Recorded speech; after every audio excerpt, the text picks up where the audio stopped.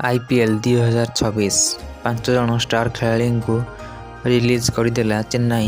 Indian premium league ବା IPL ବିଶ୍ୱର ସବୁଠାରୁ ଧନୀ ତଥା ଚର୍ଚ୍ଚିତ କ୍ରିକେଟ୍ ଲିଗ୍। ମୋଟା ଅଙ୍କର ଟଙ୍କାରେ ଖେଳାଳି କିଣାବିକା, ଫ୍ରାଞ୍ଚାଇଜ୍ ଓ ଫ୍ରାଞ୍ଚାଇଜ୍ ମଧ୍ୟରେ ଟକରାଟକରି ନିଲାମ ପ୍ରକ୍ରିୟାରେ ଖେଳାଳି ସାମିଲ ପରଠାରୁ ଆରମ୍ଭ ହୋଇଯାଏ IPL ଫିଭର। ଆସନ୍ତା ସିଜିନ୍ ଅର୍ଥାତ୍ 19ତମ IPLର ନିଲାମ ଡିସେମ୍ବର 16 ତାରିଖରେ ଦୁବାଇରେ ଅନୁଷ୍ଠିତ ହେବାକୁ ଯାଉଛି। ତେବେ ଏହି ସମୟରେ ଚେନ୍ନାଇ ସୁପର କିଙ୍ଗସ୍ CSK ଫ୍ରାଞ୍ଚାଇଜିରୁ ଆସିଛି ଗୁରୁତ୍ୱପୂର୍ଣ୍ଣ ଖବର। ଚେନ୍ନାଇ ସୁପର କିଙ୍ଗ୍ 2026 IPL ନିଲାମ ପୂର୍ବରୁ କିଛି ଖେଳାଳିଙ୍କୁ ରିଲିଜ୍ କରିଦେଇଛି। ସେମାନଙ୍କ ମଧ୍ୟରେ 5 ଜଣ ବଡ଼ ଖେଳାଳି ରହିଛନ୍ତି। ଚେନ୍ନାଇ ସୁପର କିଙ୍ଗସ୍ ଟିମ୍ ପକ୍ଷରେ 2 ଜଣ ଭାରତୀୟ ଖେଳାଳି ଥିବାବେଳେ 3 ଜଣ ବିଦେଶୀ ଖେଳାଳି ଅଛନ୍ତି।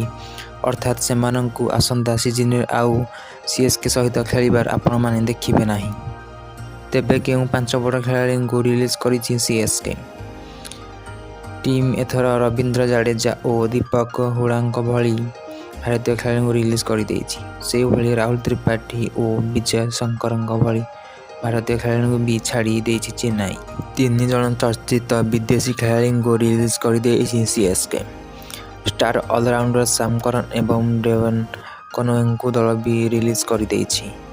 ତେବେ ନ୍ୟୁଜିଲାଣ୍ଡର ଚର୍ଚ୍ଚିତ ବ୍ୟାଟର ସଚିନ ରବୀନ୍ଦ୍ରଙ୍କୁ ବି ଦଳ ଛାଡ଼ିବାକୁ ପଡ଼ିଛି।